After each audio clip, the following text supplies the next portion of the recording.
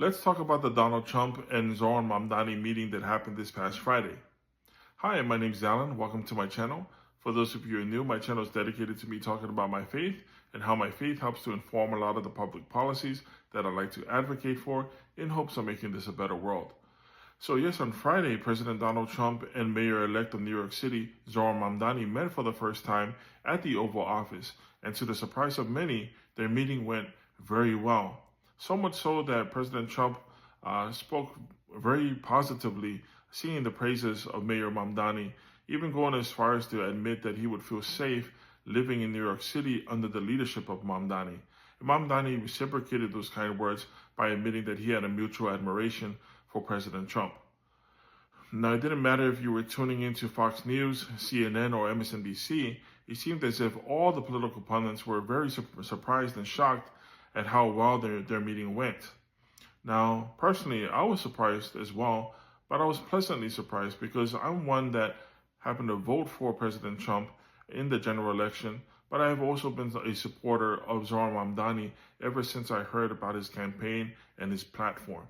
Now, for those of you who are following the polls of the mayoral election, this would not have come as much of a surprise, as the polls had shown that 1 in every 10, or about 10% of those who supported Zoran Mamdani had also voted for President Trump in the general election. And the polls also showed that the New York City districts that had swung in favor of President Trump as much as 55 to 70% had now swung in favor of Zoran Mamdani. And now this is reminiscent of what happened with Andrew Yang, who ran for president back in 2020. For those of you who remember his campaign, he ran under the policy proposal of universal basic income, and he drew a lot of attention from Trump supporters. And the polls showed that about 1 in every 10 of those who supported Andrew Yang also happened to support President Trump. Now, this all makes sense when we see that President Trump and Mayor Mamdani are both populists, as they both ran their campaigns advocating on behalf of the average American working class. And then we see when they met at the Oval Office that they both admitted to sharing similar views, primarily on safety and affordability. Safety being a main concern of Trump. As you know, he's been wanting to send his National Guard to American cities, and thanks to the inflation crisis, affordability has become a primary concern of Trump as well, which is why he can find common ground with Mamdani. Now, as a side note, populism is the other reason why President Trump selected J.D. Vance to be his vice president. And for those of you who know, Vance rose to popularity before he ran for Senate, thanks to his book, Hillbilly Elegy, which documented and reflected on his life growing up in Appalachia among the poor working class. And when he campaigned and ran for Senate, he promised never to forget where he came from, which is a big reason why President Trump selected him as vice president.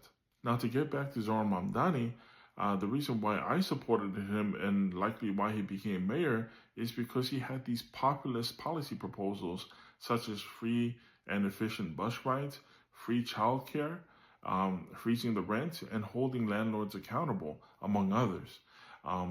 But it's these policies which are precisely why establishment Democrats were reluctant to endorse him, which is similar to why establishment Republicans were reluctant to endorse Donald Trump back in 2015.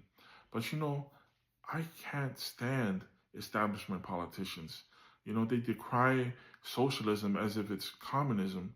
But, a lot of the programs that we consider pillars in American society are socialist in nature, such as Social Security, Medicare, and free public education. So let's talk a little bit about how faith plays a role in the lives of Zoran Mamdani and President Trump. Now, for those of you who know, Mamdani is a Muslim and President Trump is a Christian.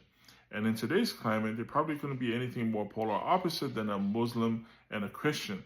But Muslims and Christians actually share a whole lot in common, and probably no more so than on the issue of caring for the poor and the marginalized and neglected. In Islam, for example, the Prophet Muhammad commands in the Quran that Muslims and his followers give at least 2% of their income to the poor. I think it's 2% or 2.5%. And oftentimes Muslims are even more generous than that. But the bare minimum is about 2.5%. And for Christians, the Bible says a whole lot about giving to the poor and to the neglected.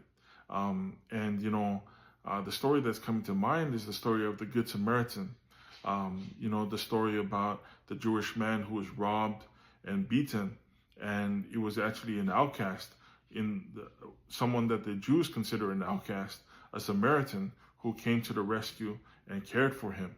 And in today's political climate, I don't think there's any more relevant a story than that of the Good Samaritan in calling us to put aside our differences and come to each other's rescue. And I'm optimistic and hopeful that this is what's happening with Donald Trump and Zohran Mamdani, that they're able to put aside their differences and come to the aid of the average American. I had a fun time making this video because I'm genuinely excited about the potential that this new relationship has towards benefiting Americans. I'm very aware that this relationship could go sour very quickly. But you know what? I'm hopeful that this relationship would instead blossom into something that will be greatly beneficial to Americans. Thank you so much for taking the time to watch this video. Feel free to leave a comment and let me know what you think. Thank you and God bless.